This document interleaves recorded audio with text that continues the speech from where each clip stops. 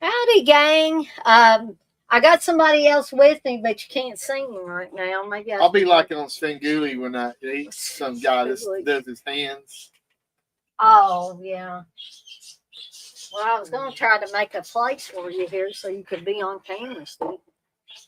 They might be able to hear you better. So, should I turn on that lamp? Because it's kind of dark in here. No, don't mess with that. Remember, it fell down. Well, but you can turn it. There. All right. Well, I don't want us to be washed out and you're still in the dark. Sorry. All right. But I got Steve here with me, and he wants to fade into the darkness, the abyss, or whatever. But Steve agreed to do what I call Dana and Steve's spooky selections for Halloween 2025. I think I have more than Steve, or we might have about the same. I don't know.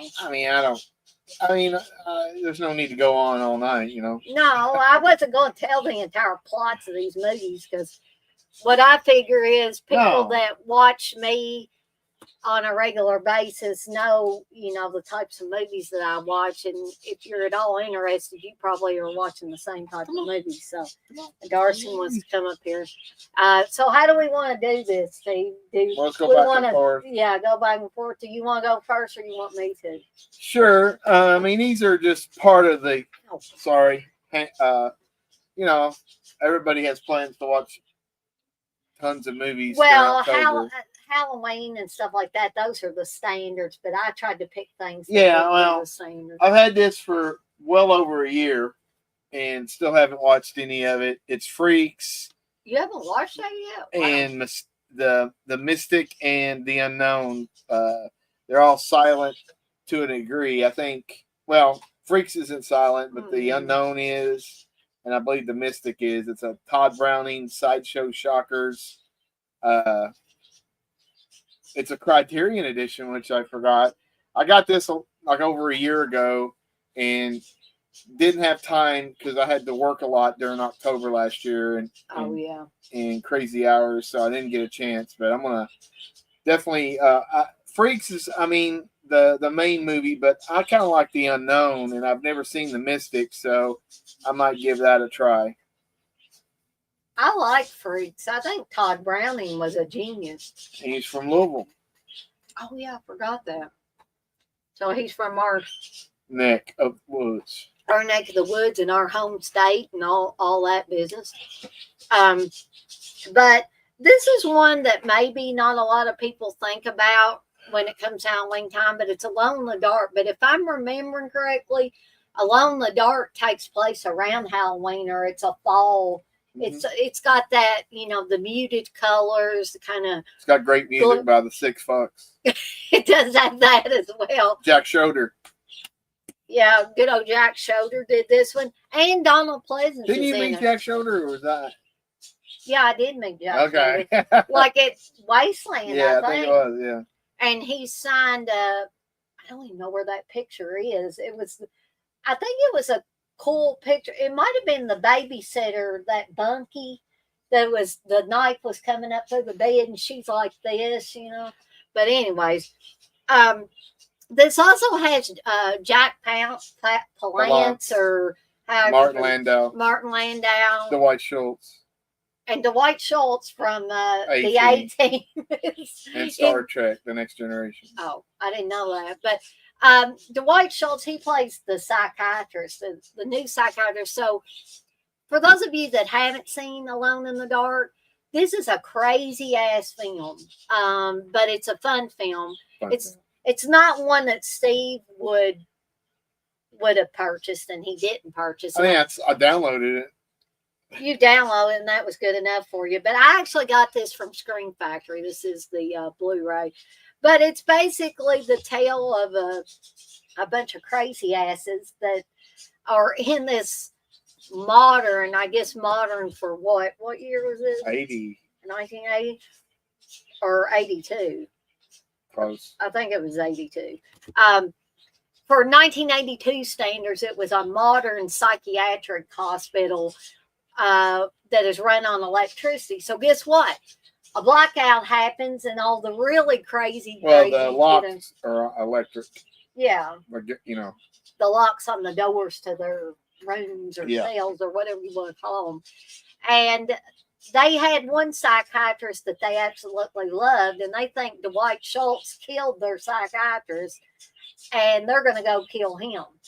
And they kill other people along the way. But one of my favorite scenes from Alone in the Dark is Martin Landau when he says, I want that hat. And he wants the hat that the mailman has or a delivery guy has.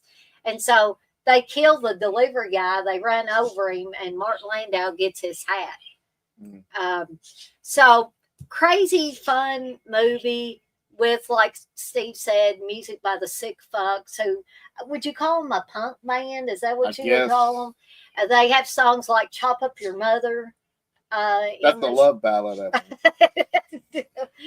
But anyway, that's Alone in the Dark. I don't think I need to go into real big detail with that one.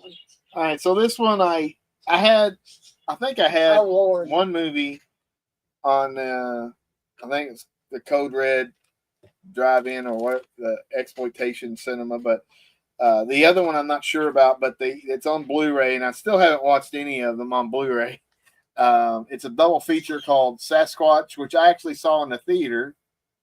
It was you saw that in the theater in my hometown, which had one movie theater at the time, and I saw it there. It's kind of crazy that came there. And then this one, I used to be on TV a lot.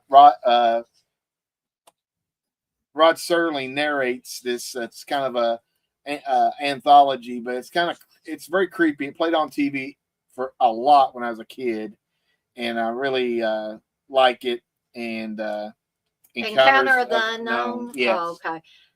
I was going to say Steve is a huge fan of like Sasquatch or type of movies. Not the bullshit ones from now, but the fake documentary thingamabobs from the 70s, or some of them were real. He loves Legend of Boggy Creek. Well, yeah. So I mean, it's just this one's, especially this one for how October, Encounters of the Unknown. It's really a fun movie. They don't really show movies like this on TV anymore. I mean, I think they actually did show it on this channel called the Nostalgia Network. I never heard of that. Yeah, that's where they show like the horror host. What's his name? Dr. Paul Bearer is on there that now. Dude, okay. And then before him was that other dude. I can't remember his name right now. Lord Bloodraw. Okay. So that's the only place I've seen it on TV within the last 20-something years. So Steve's back over to me. Okay. Now this one might be a given for some people. Oh no. What? Nothing. But this is the movie that Margot Kidder claimed was basically a pile of shit. But she was in it. The Amityville Horror, which also has James Brolin, Josh Brolin's daddy, in it. I've always been, and Rod Steiger too is the priest. Rod Sterling. No, Rod Steiger. But anyway, I've always loved the Amityville Horror, whether you think it's, a bullshit story that the Lutzes made up, or you believe some creepy ass shit happened in this house in Amityville, which I do. Steve thinks it's bullshit. But George Lutz basically said that they Hollywoodized it. They embellished on it. Margot Kidder's tits are pretty nice. You heard it right from Steve that Margot Kidder's tits are nice in this movie. She actually did nude shots, and then you could see them all, but she was wearing that top, and you could, Well, I'll tell you what, from a woman's standpoint, what I thought was sexy was when she had her shirt partway open and her boobs were showing, and she had like the leotards or something on, and she was doing that dance. I don't remember that. I'll have to show it to you sometime. But anyway, I thought that was like a very beautiful type of sexy, elegant type of thing. And then, of course, James Brolin came in there and they, tried to have sex. And he started doing her from behind. He just bent her over. Oh God. Come here, Margot. Kids definitely cannot watch this because Oh. Steve's getting too explicit. But anyway, everybody knows the story of the Amityville Horror. Everybody. Well, I think most everybody does. So I'm not going to go into details about it, but I love this movie. Yeah, I think it was embellished for Hollywood standards, but I don't think like Margot Kidder that's a piece of shit or pile of shit or whatever it was that she said. But I respect Margot Kidder, God rest her soul. She's no longer around. Hey, Gory Tiger. But definitely, to me, would you not agree that this is a fall / Halloween type of movie? Yeah. Because it just again has those muted colors. The atmosphere is very dark and creepy, as all Halloween or not Halloween, haunted house type movies should be. The well-made ones, anyway. All right, back to you, Steve. Let's see. This is from Indicator, and if you like Universal movies, I would check out some of the Mexican horror movies of the time, like in the 50s to 60s, the black and white ones. They kind of copy those, but it's very cool. Like there's one called Curse of the Crying Woman. It's really good. I've heard of it. And it kind of looks like it borrows stuff, at least the way it looks from like Black Sunday. But this one's called The Vampire, El Vampiro, and then The Vampiro's Coffin. So it's the two movie collection. And both of them are really cool. I mean, some, obviously they're made in the mid 50s, so they're a little bit production value as far as the sets and everything look kind of cool, but this seems kind of stark. Now, this one, the guy who is, let me see if I can find his name. Yeah, German Robles, who plays the vampire in both films. He actually went on to star in other vampire movies. They used to play on. Darcy's going to watch it. Yeah, USA Network used to play them. They were called like Nostradamus.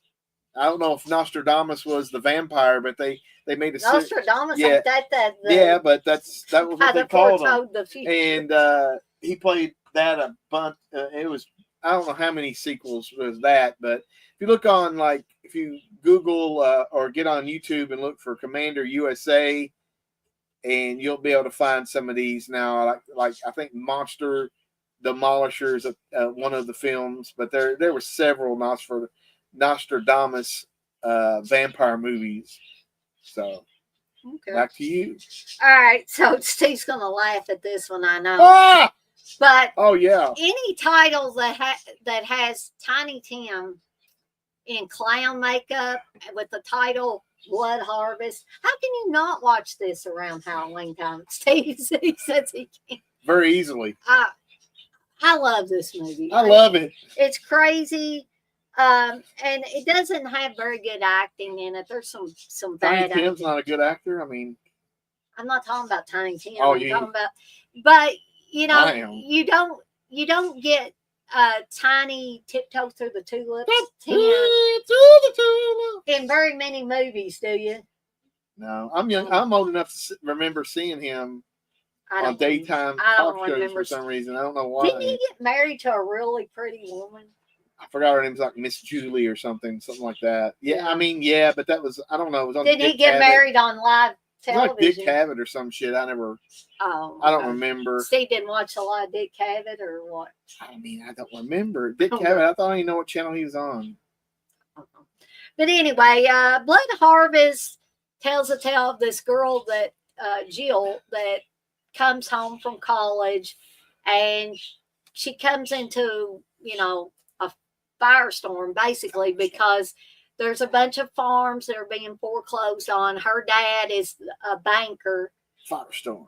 And they're putting throwing things through her parents' windows, painting rude things on their house, having a dummy and a hangman's noose hanging in the doorway. So when Jill gets there, her parents aren't there. we find out later in the film, this is no secret because it happens early on, that her parents have been basically kidnapped.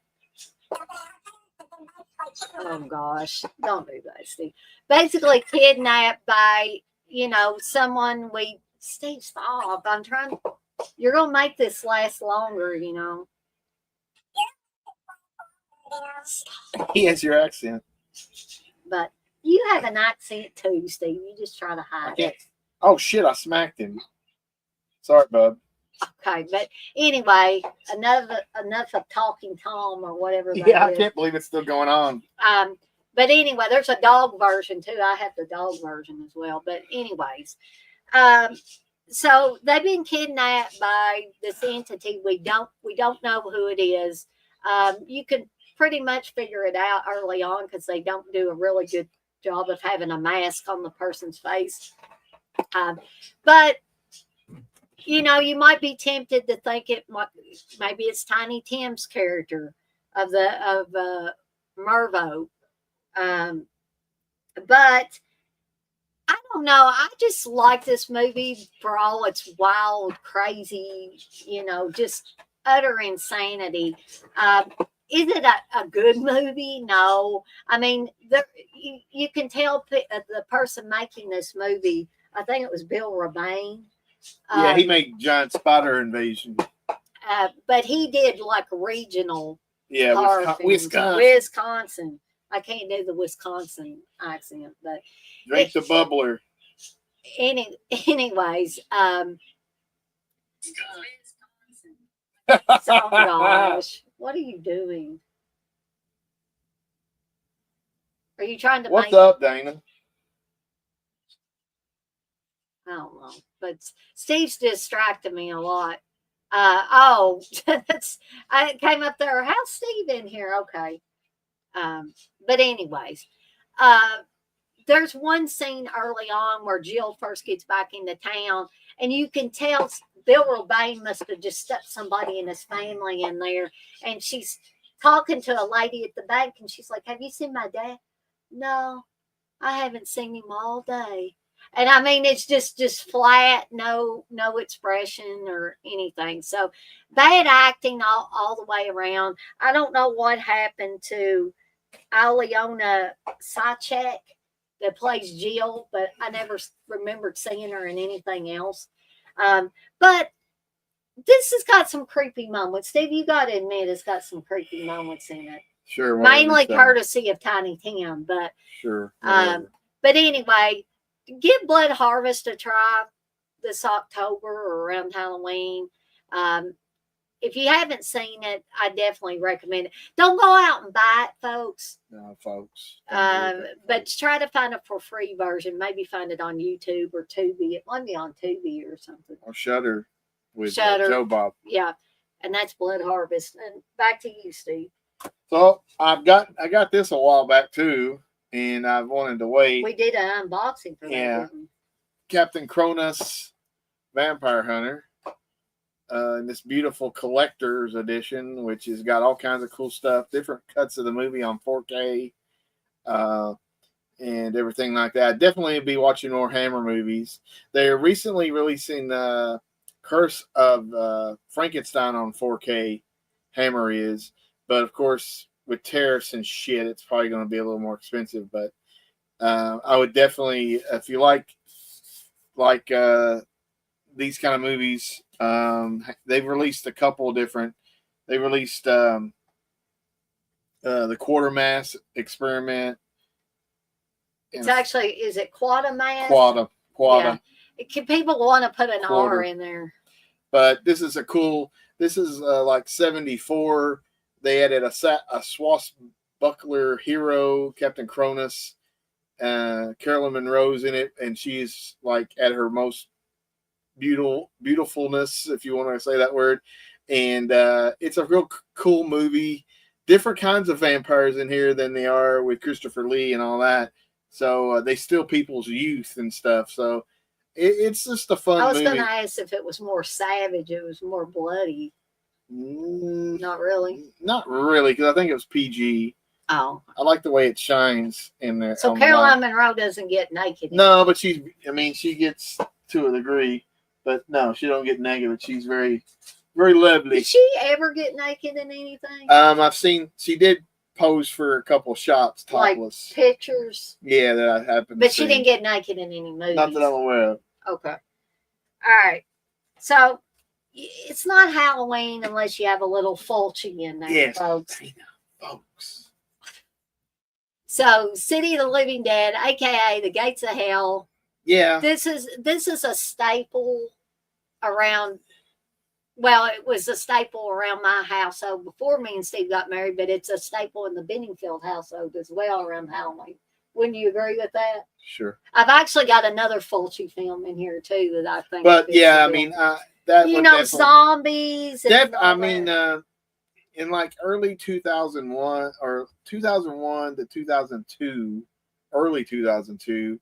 They showed this on the Sci-Fi Channel, and I'm not sure if that's the first time I saw it, but they left most of the gore in. And on the Sci-Fi Channel, yeah, they showed some crazy stuff. So I really love this movie. It's kind of almost top tier. It is top tier Fulci, and so I may have saw it actually before Steve did. Then I mean, I can't recall the first time I seen it, but that's probably the. But real quick to reiterate this story that I've told about the Gates of Hell. Real quick. Or it under the title The Gates of Hell.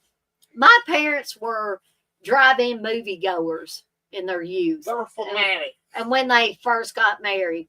And so I heard my dad talk about this movie called Today. Gates of Hell, where he said a guy gets his head drilled, there's flying maggots coming in through the window and this, that. I was This, like, that, and the other. Oh my gosh, I have missed out on one of the greatest horror movies ever made. Well, so imagine my extreme joy when I was cruising through a video store in my early to mid-teens and found this big box store for Gates of Hell. I was like, oh my gosh. And this is the same video store where I found I Spit on Your Grave and was able to watch it for the first time.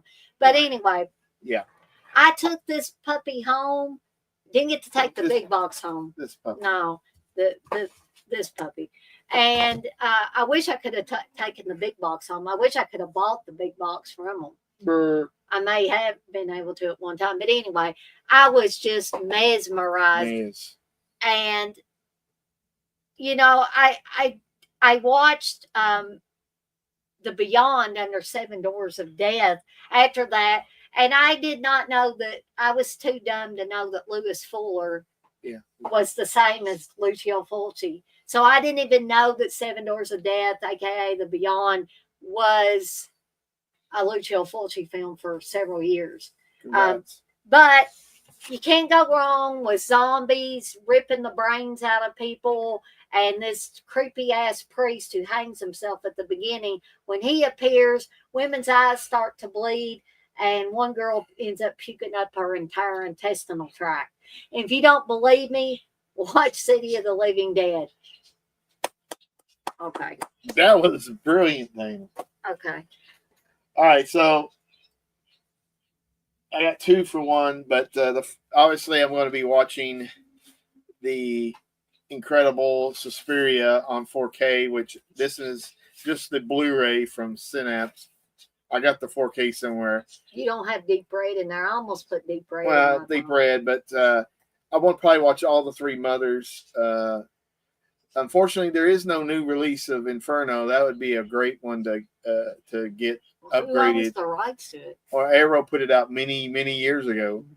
And then I got a Blu-ray of Mother of Tears. So that one, and then also, if you're not aware, there is an unofficial movie in the trilogy or added on, which was called The Black Cat from One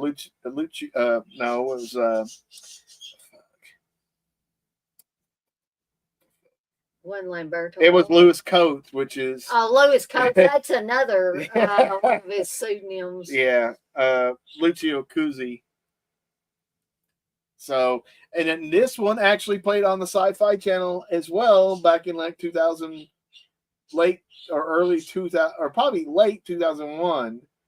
because I Is remember. Kazi the guy that's got the deep red Yes, shop? yeah. Okay. So, And then this is kind of like a meta movie because they talk about the actual Suspiria, Dario Argento, and then they make up this Lavana chick, and then what's her name's in this as well? Shit, Carolyn Monroe, oh, she's in this too. and it's probably one of the only times, like I can't think of maybe one other role that she played kind of a bad character or an evil character or just a not a good person. So this is a lot of fun. I would definitely say if it's available anymore, I got this from Severin. If there's any out there in the wild or some other company put it out, I would suggest getting it. Go, Dane. Okay, so we're probably going to be watching Steve's 4K steelbook that he got of this, but I sadly don't own that yet. But I've got this really cool lenticular cover. Oh, you had it in yours too, so we'll talk about these together. But The Conjuring, the first Conjuring movie. The fourth one's coming out like next week or so. We need to go to the movies. Well, we'll probably go see it the week after because of Brink. Okay. Making sure she's okay. But The Conjuring is my favorite, of course, of all the Conjuring films. Yeah. And me and Steve went to the movies and saw it. And besides having a young kid that shouldn't have been in there in the first place, he was all of 11 years old or something, 10, 11. And I don't know what possessed his mother. Maybe she couldn't get a babysitter to bring him with her. But that kid talked. Why is this? Why is that? Why is it? And Steve got mad, and I had to switch seats. I shook him. No, Steve just got agitated. But isn't that a cool ass cover though? Yeah. You don't have that with your I don't have that. But I have 4K, so yes, I know. We could take this out and put my 4K in it. Yeah, we could. But anyway, this is another haunted house / possession movie. I think it first introduced the Warrens, and Lorraine Warren to the wide horror movie going public. And I think, what's his face that plays Ed? Shoot. What's the actor's name? Help me out here, Steve. Patrick. Patrick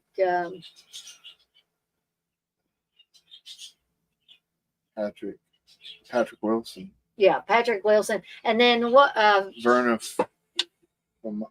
Farmiga. Yeah, Farmiga, that's the name. I think they're great as Ed and Lorraine Warren in the series of Conjuring movies. And again, whether you think the real Ed and Lorraine Warren were full of shit, or not, I don't think so. They were. That's where me and Steve disagree too. But this was actually touted as one of the scariest movies ever made. I mean, the movie itself is good. I don't know. I like this one. The second one, I don't know too much. I mean, not sure if I like it or not. But the third one, I kind of like more. But this one's the best, obviously. And then the fourth one, it looks like it's going to be way over the top. But who knows? Okay, well, Steve really enjoyed going to see The Conjuring besides that. Well, I screamed. Well, you wasn't the only one. There was people hopping in their seats and so. I screamed more than when I watched Brokeback Mountain. You screamed when you watched No, but I squirmed. Didn't you take a chick to see that? Yes. I'm not going to embarrass you. I got points for that, but not. It didn't. I couldn't cash them in. Oh, sorry about that, Steve. You should have been dating me then. Yeah, gay movies get you all torn. No, I wouldn't have gotten upset though. Well, she didn't get upset. Okay.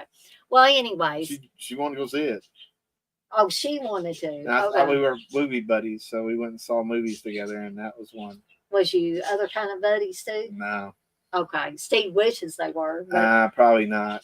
Anyway, The Conjuring, again, I'm not going to go into the plot of it. If y'all want to look up the plot of Conjuring, please do. But basically, it is a haunted house / possession movie. Would you agree with that, yes, Steve? I agree with that statement. Okay. All right.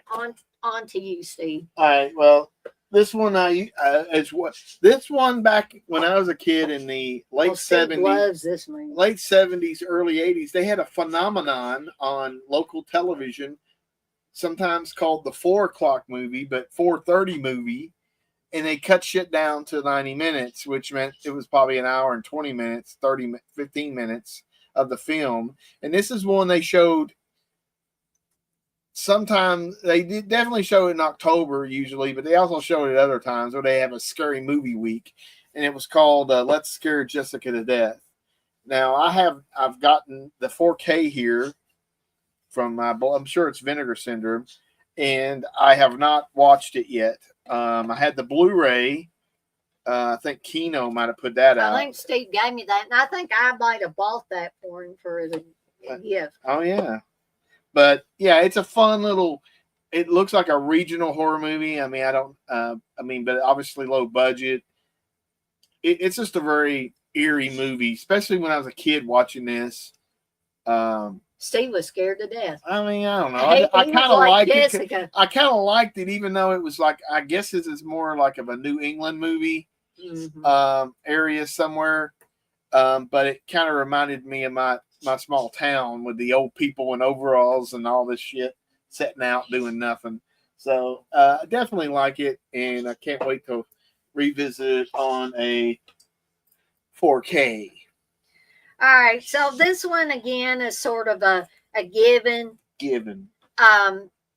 Is Dark Knight the Scarecrow with Larry Drake playing a I like part 2 better, but you know. Oh yeah, I'm sure you do, Steve. Believe me, this is the better of the 2 films. And am I wrong? Was this made for TV? Yeah, it was a TV movie. Okay, but I'm so sure this is... back then they sometimes made TV movies, but then they filmed them in 35 millimeter and then released them overseas. In theaters? Yes, like Battlestar Galactica was released. Was this one done like this? Yeah, I mean, I imagine. I mean, it was filmed in it is, isn't it widescreen? I think so. No, it's not. I thought it was. Well, I hear. Nah, I don't think this. Maybe I'm wrong, but maybe this one wasn't. But it says something about 16:9. But it definitely comes across as a top tier TV movie. Oh yeah, definitely top tier. And how can you pass up a movie that says that Vincent Price said marvelous? I was terrified. You know, Vincent Price said that. Yeah, and he would do the laugh.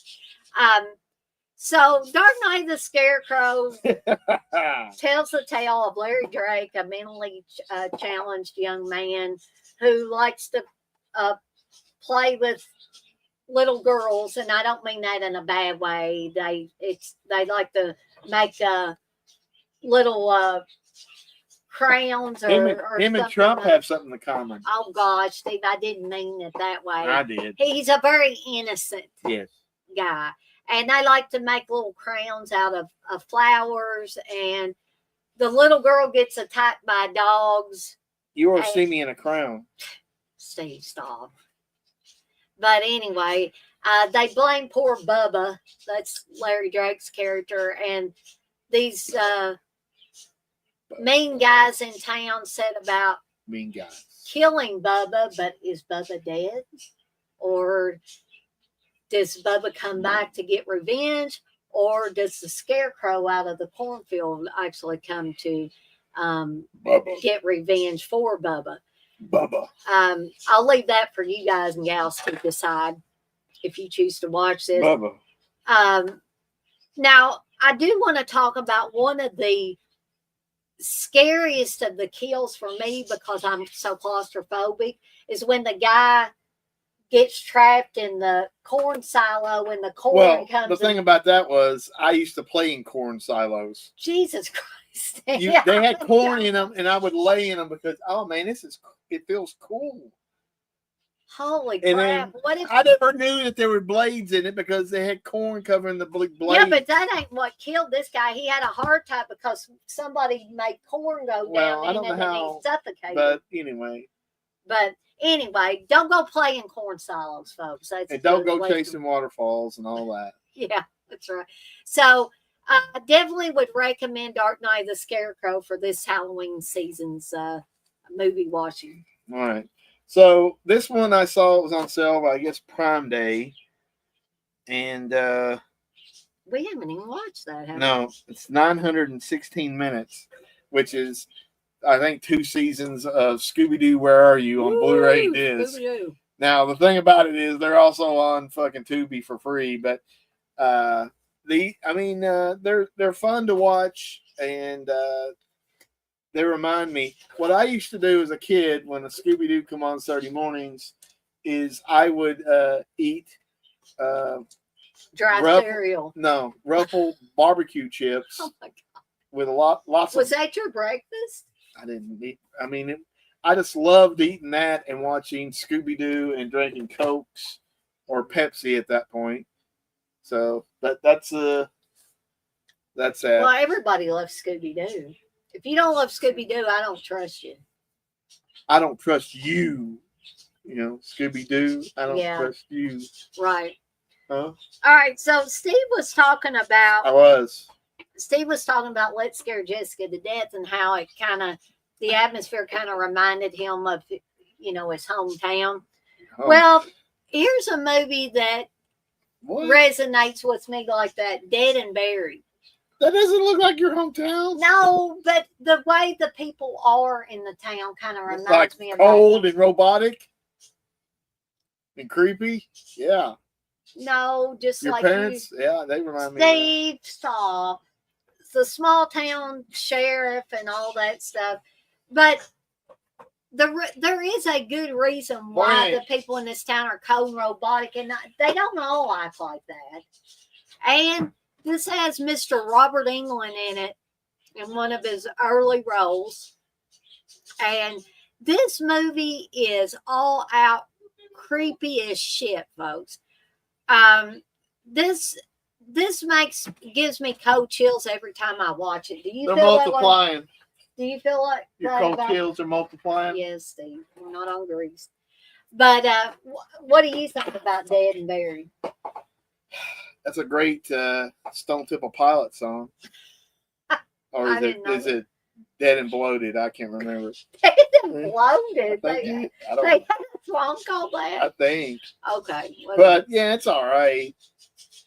I love this movie from the first time watching. That's why I had to eventually get it in 4K.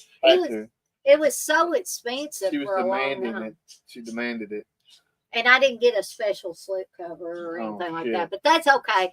That's not the important thing. The important thing is the movie. No, piece of cardboard is more important than the movie.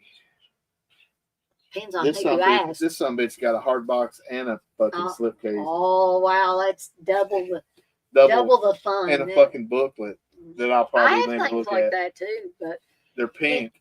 Anyway, Dead and Buried tells the tale of this small town sheriff who slowly uncovers something insidious going on in his small town. And I don't want to give that away because that's a big part of Steve. That's a big part of the movie in and of itself, and I don't want to ruin it for anybody. In and of itself. Couldn't you watch this on Shudder at one time? Wasn't it on Joe Bob? I thought it was on Joe Bob. So seek this out. See if you can find a for free version of it. Destroy. All right. Seek and Destroy, Dead and Bloated. Blame it on Cold Red Hard Mountain Dew. You need to give me some more of that. There ain't much left. Well, that's what I get for telling him to go ahead and drink it all. But anyway, that's Dead and Buried, folks. That's Dead and Buried. Now it's time for Steve to talk about it. All right. Well, this is Big Mama Jamma. Yeah, we both got that. I got an eyeball with it. It's the Beyond. I got an eyeball with it, too. I got an eyeball. Steve got a blue one, I think, and I got a green one. You ain't got to turn the right way, Steve. They won't turn. They're hard to turn. But. And it has the E-bond thing, the eye of E-bond. eBay. Yeah, but I mean, also another one I really like a Fulci to watch is the House by the Cemetery. I've got that one. I was watching years ago on Roku. There's some channels there that I like to watch. Not very much. I want to watch them, but I never do. One's called B Movie TV, and then there's another one called B Zone. But B Movie TV, they're still around. Yeah, and then they were showing that, and I was like, that's kind of cool because I know Dana was giving out candy, and I was in the bed watching this, and it's a really cool movie. Also on Joe Bob, Eli Roth hosts this and Mother's Day, and that's where I gained more respect for Eli yeah, Roth. because he really showed his horror cred about these movies because he was gushing over them so much. So, but I really like that. Also, Joe Bob had Fabio Frizzi on it's for Zombie, and cool. What was that other one? It was probably another Fulci movie, wasn't it? I can't remember that. But either way, it was really double feature, and it was really him playing live music. I really love to go see him, but I mean, he's like 70 something, so I don't know if that'll ever happen. But yeah, I would seek those out. We saw Simon Eddy twice. Yeah, so I would definitely seek those episodes out if they're still on Shudder. And also, Joe Bob's doing a splatter or ween or something. Oh, is he? When's that going to be? Like the 24th of October. I'll definitely want to. There's Wisdom and Chaos. He says Lucio Fulci made some good ones. He definitely did. He made some bad ones. Made some bad ones too, but we won't be talking about those. But Tom Baker, my second favorite Doctor Who. That sucked. Yeah, I mean that was bad about Fulci. And then you watched the documentaries, and then I even got that one Demonia because it had that Fulci Talks thing. I guess it was from that '96 Fangoria convention, and he was in a wheelchair. And he died soon after that, didn't he? Right? They were talking about doing that wax mask, and then I guess he passed away, and they found him later. But anyway, let's cheer up, everybody. Is it your turn? Yeah. Which you can't be. You can't. The Evil Dead chick and not have the Evil Dead in here. And I'm pretty sure this was filmed in the fall, maybe the winter. It's funny they went from Michigan all the way down to Tennessee to do that. Well, here's a story for you folks. Here's some trivia. I think one of the big reasons they decided to go to Morristown, Tennessee, was they had heard that the winters were milder there than Michigan. Well, they got down there, and it was the worst winter they'd had in Tennessee in a long time. But I'm sure the worst winter in Michigan was mild that year. Well, but on average, Tennessee ain't nothing winter-wise as fucking Michigan. No, but Michigan actually had a mild winter that year, so go figure. But this was filmed in Morristown, Tennessee. Folks, I have seen, I think Sean Clark did a video where he went there, and there's really nothing left of that cabin. I mean, I think Sean was able to get like a piece of the tin roof. Get the shutters, man. Get the shutters. Well, somebody already got the shutters, didn't they? Felch.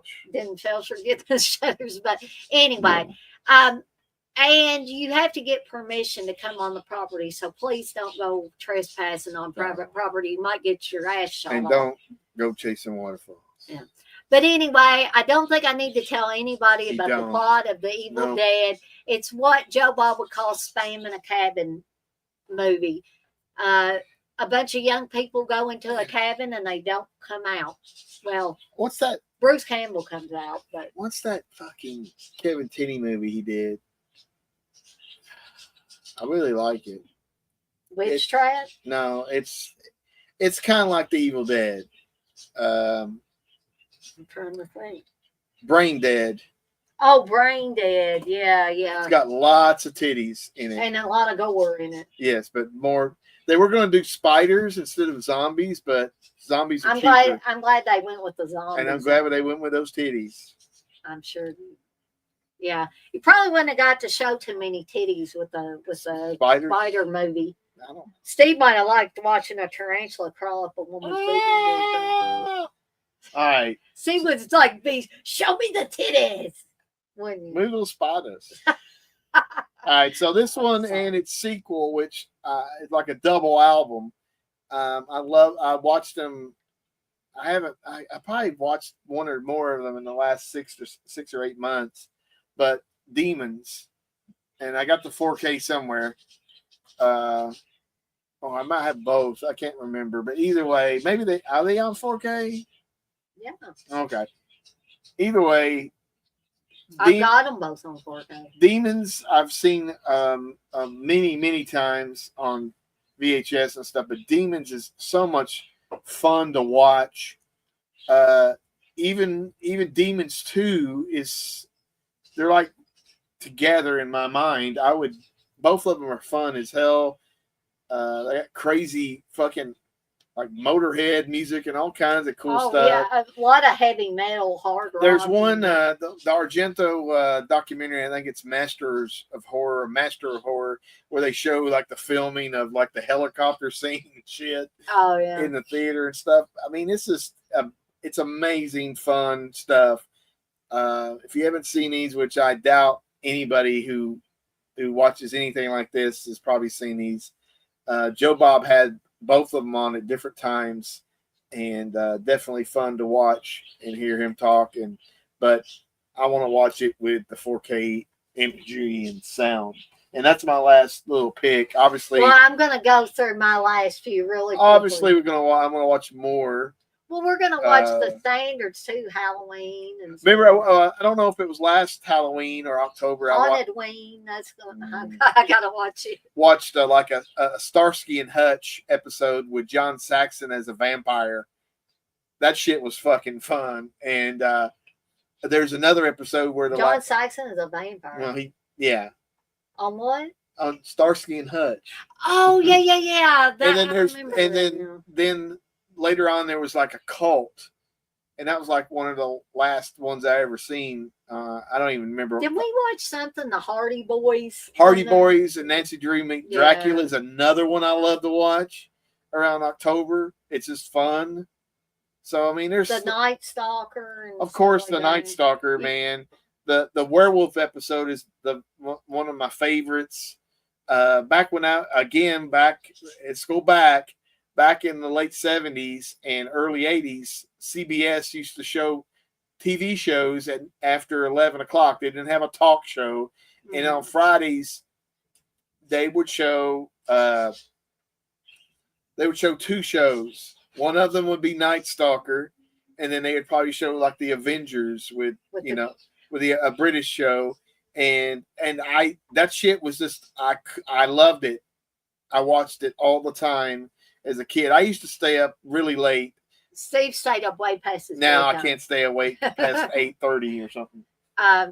But Kolchak, the Night Stalker, with the great Darren McGavin, God rest his soul. I love Darren McGavin, by the way. Especially, I love him in that role as Kolchak. But they made a couple of movies, didn't they? Well, it started off a movie. The original one's called Just the Night Stalker. Mm-hmm. That was like the most watched TV movie up until that point on television. They made one called Night Strangler, mm-hmm. which was really cool because it also incorporated something I'd never heard about. Was about Seattle was burnt down and they built on top of it. So below there is still some things there, and that's where this character lived. And that also plays into another movie that I like to watch as well. It's called Malignant by James Wan. That's a good It's kind of a giallo, crazy fucking movie. If you haven't seen that one. Did we go to the movies? Yes. Definitely want to. No, because it was COVID and it came out. Oh, we watched it. But I got a 4K of it, I think. And definitely Malignant is an awesome movie. The music is awesome. I really like that. But the movie itself, giallo inspired, but not exactly a giallo, but it's kind of cool. Love it. Wisdom and Chaos says the Night Stalker is pretty good. Yep. And then the Blu-ray of it came out, and then now I think another company overseas, like I can't remember if it's Umbrella or one of these other like Australian, is releasing another Blu-ray version, but it's going to come up with a bunch of extras, like a book or something. So, but obviously you got to import that shit. So, but you know, Okay. if you like it, you like it. Okay. You get it. I'm going to go through the last few of mine. Really I'm going to go quickly. through the last bit of this red. Let me have a. You want to hit off this, yeah. Dana? Okay. I was going to say something, but I don't want people to think we're taking hard drugs or anything, so I'm not. No, we did that before. No, I shot you up with meth, Dana. Stop that! You're gonna get us in trouble. I shot you between your toes. People, there's none of that going on. You shoot between your toes. You're gonna get my YouTube channel shut down, Steve. Stop that. I'm giving you look. We're half the double digits. 5 people. Yeah, I know, but live. Somebody might see it later, okay? They might watch it on the replay, right? Yeah. All right. So pay-per-view. I know a lot of people this movie gives them the heebie-jeebies. Part 2, hair tech. No, God. Don't talk I want to James Earl Jones that shit. And God had a lot to do with this and protecting this little girl, played by Linda Blair. Reagan, who becomes possessed by the devil. That's good, name. I had that in. But anyway, I think everybody knows the story of The Exorcist. This is probably, in my opinion, and probably in a lot of other people's opinions, because this manages to rise to the top of the list when they do a scariest movies of all time. Bravo's top scariest scenes of all time. The Exorcist. And I know a lot of people can't watch it too. My friend Candace can't watch this anymore. This movie terrifies her. Even seeing pictures of Linda Blair dressed and having the makeup on for Pazuzu, you know. But you're just supposed to assume that it's the devil, I guess, because when she's possessed by the devil and Father Karras comes and introduces himself, she says, "And I'm the devil." So anyway, there's The Exorcist. There it is. 5 dead eyes out of 5. If I was using my rating scale, which Steve doesn't believe in. Now, I'm not talking about witchery on here. Yeah. I'm talking about ghosts. Got that girl with the mound areolas. They're really. I know what's his face on there. David Hasselhoff. David Hasselhoff and ain't Linda Blair on that. Yeah, she's on it too. Okay, she needs the money. But I'm not talking about that one. I'm talking about Ghost House, which a lot of people think this is a poor excuse for a horror movie, but I like it. I think it's creepy. So basically, every time this ghost girl appears with her creepy ass clown doll, somebody is going to die. That's your basic story. And they die in a variety of gruesome ways. And it would behoove you, if you're going to watch Ghost House, to watch the HD version, or you won't be able to see a lot of these really cool deaths in it. Let's see. Yeah, Tom Baker he's talking about Vampire, a 1979 TV movie. Yes, that was very good. Oh, Richard Lynch was the vampire. Oh, okay, cool. Definitely fun. It's on YouTube. Obviously, there's never been a very good version of that released. I actually remember watching it on TV back in like 1979. So Steve talked about House by the Cemetery. This is the other Lucio Fulci film I had in my stack. This is the 4K of it, by the way. House by the Cemetery is just good. Like, would you call it a haunted house movie, Steve? I guess. A haunted house slasher film, basically. And you have the little girl May who says, "Don't go inside. Don't go inside." She says that all the time. But House by the Cemetery, I remember going to one of the local video stores around town when I was a lot younger.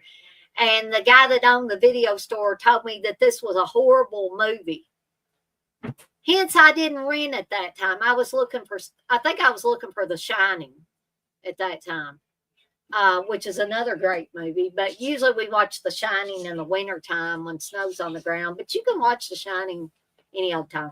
But House by the Cemetery, I guess, could best be described as a haunted house slasher zombie film, if that's possible.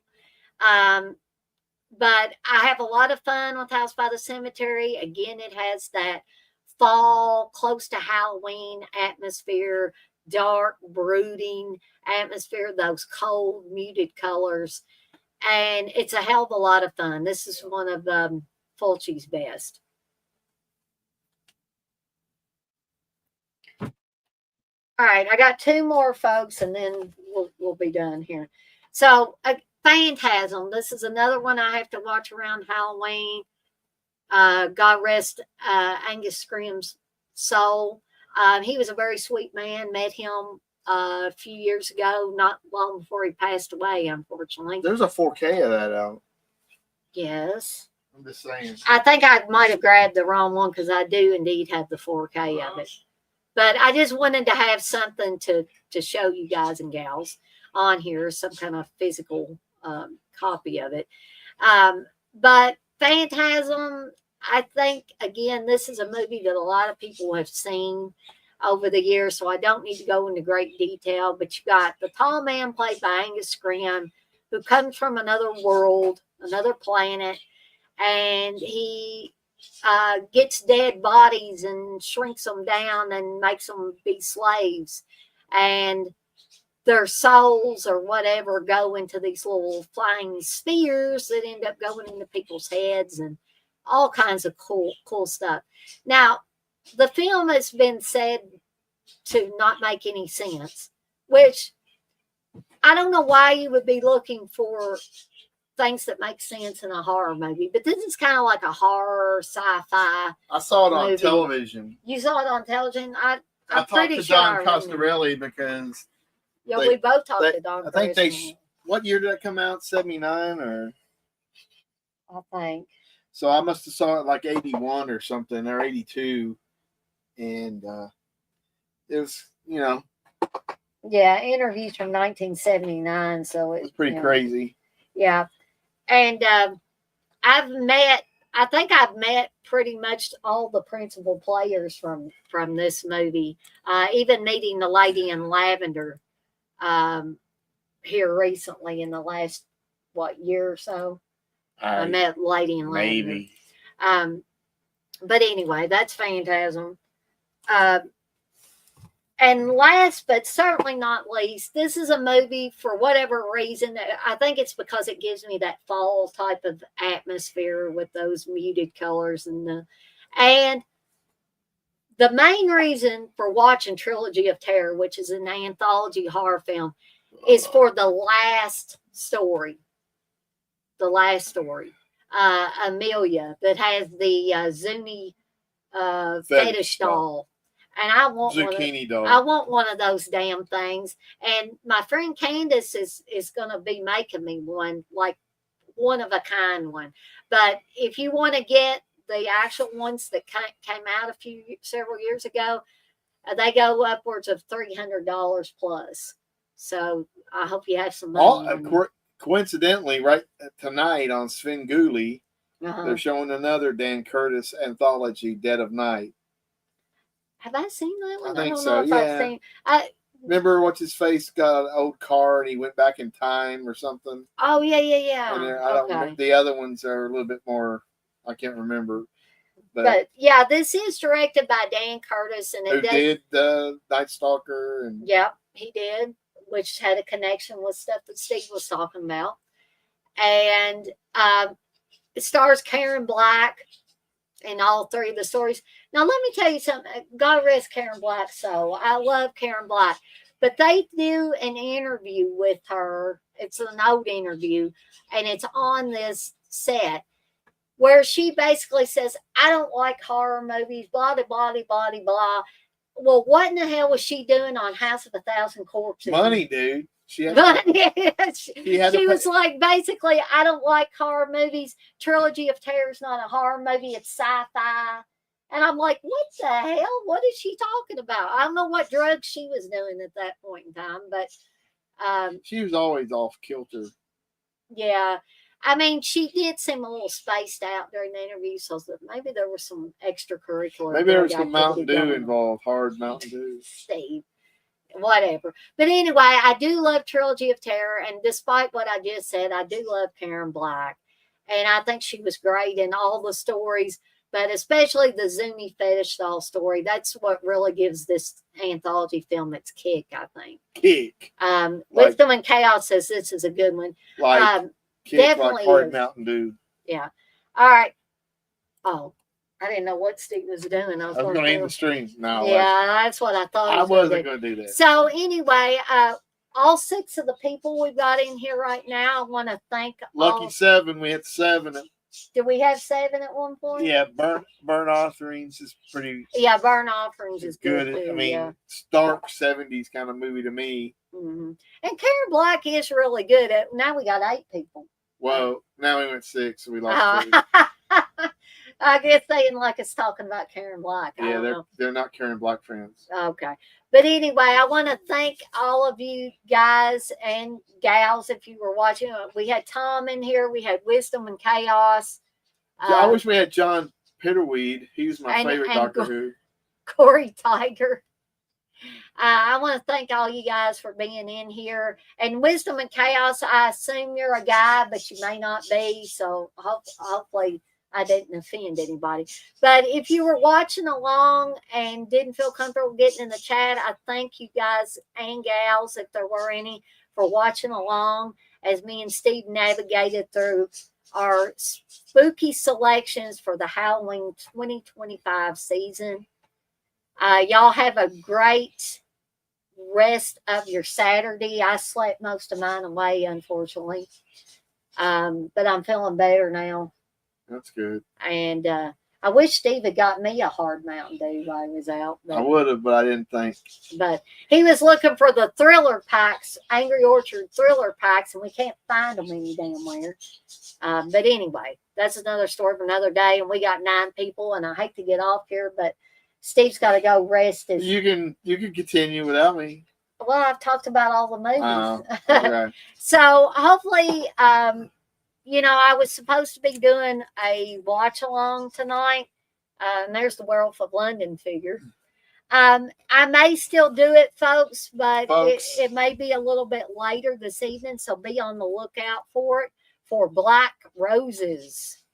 And if I don't do it tonight, then maybe next weekend I can do it. Steve, don't do the spider thing on my head. Spiders freak me out, folks. But anyway, we're out of here for now. Y'all have a fantastic rest of your Saturday night. And I hope that many, if not all of you, got a 3-day weekend or 2 is left of it for Labor Day, because Monday is Labor Day. So I hope you guys and gals don't have to work. Thank you, Wisdom and Chaos. Wisdom and Chaos says, take care and bless you guys. And bless you guys and gals as well. And we're out of here. And we'll see everybody next time. Steve's waving.